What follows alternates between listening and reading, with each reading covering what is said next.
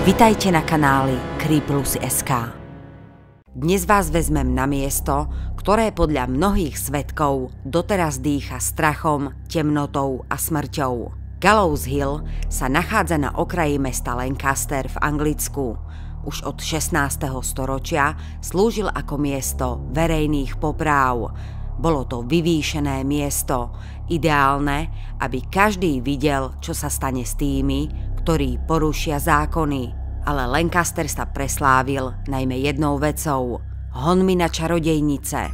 A práve na Gallows Hill skončilo 10 žien a 1 muž.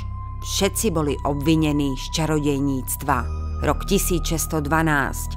V krajine vládla paranoja, hlad a strach.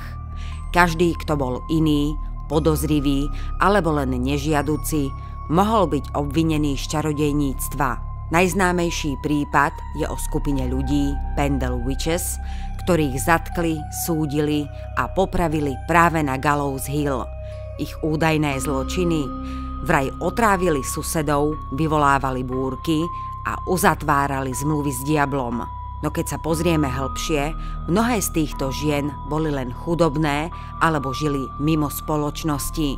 Ich osud bol spečatený výpoveďami iných, často vlastných príbuzných. Popravy prebiehali brutálnym spôsobom. Ľudí vyviedli na kopec, omotali im lano okolo krku a zhodili ich z rebríka. Diváci sa pozerali a tým sa Gallows Hill stal miestom, kde duše popravených nikdy nenašli pokoj. O stáročia neskôr zostal Gallows Hill tichým miestom, ale nie prázdnym. Prvými, ktorí začali hlásiť podivné javy, boli obyvatelia okolitých domov a turisti. Niektorí počuli ženský plač prichádzajúci z vrchu. Iní tvrdili, že uprostred noci sa zo zeme ozývajú výkriky. Najčastejším zjavením je tzv. Biela žena. Hovorí sa, že ide o ducha jednej z čarodejníc, Alice Nuttler, ktorú tu popravili. Objavuje sa vždy za úsvitu, stojí na mieste popravy a hľadí na mesto. Turisti opísali zvláštny pocit tlaku na hrudi, ako by ich niečo stláčalo, aj keď boli úplne sami. Niektorí cítili mrazivý dotyk na krku, presne tam, kde by dopadalo lano. Iní zas videli siluetu visiaceho človeka, len na okamih a potom zmizol. Paranormálni výskumníci tu nahrávali zvuky, ktoré nedokázali vysvetliť. Kvílenie vetra, ktorý znel ako šepot. Opakujúce sa kroky za chrbtom, hoci v okolí nikto nebol. Jedna skupina zachytila EVP nahrávku, na ktorej bolo počuť vetu: neodpustili mi.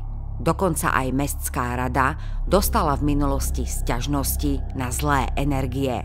Preto tu nikdy nepostavili žiadne nové budovy. Gallows Hill nie je len miesto smrti, ale podľa niektorých aj miesto prekliatia.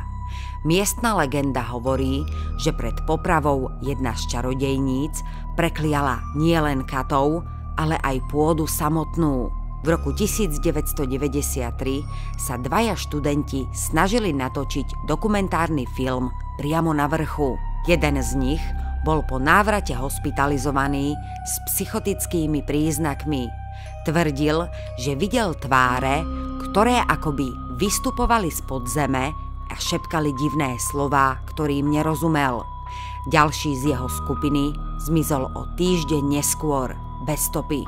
Ďalšia legenda tvrdí, že každý 7. návštevník, ktorý sa postaví presne na miesto šibenice, odnesie si so sebou neviditeľnú entitu, ktorá ho bude prenasledovať a spôsobovať smolu. Doteraz sa tam objavujú čerstvé kvety. Nie je jasné, kto ich tam kladie, ale miestni veria, že je to pokus o zmierenie. Gallows Hill je viac než len kus zeme. Je to miesto, kde sa pretína história, tragédia a duchovný svet. Miesto, ktoré si pamätá krivdy a nespravodlivosť. A možno preto duše, ktoré tam viseli, ešte stále nenašli pokoj.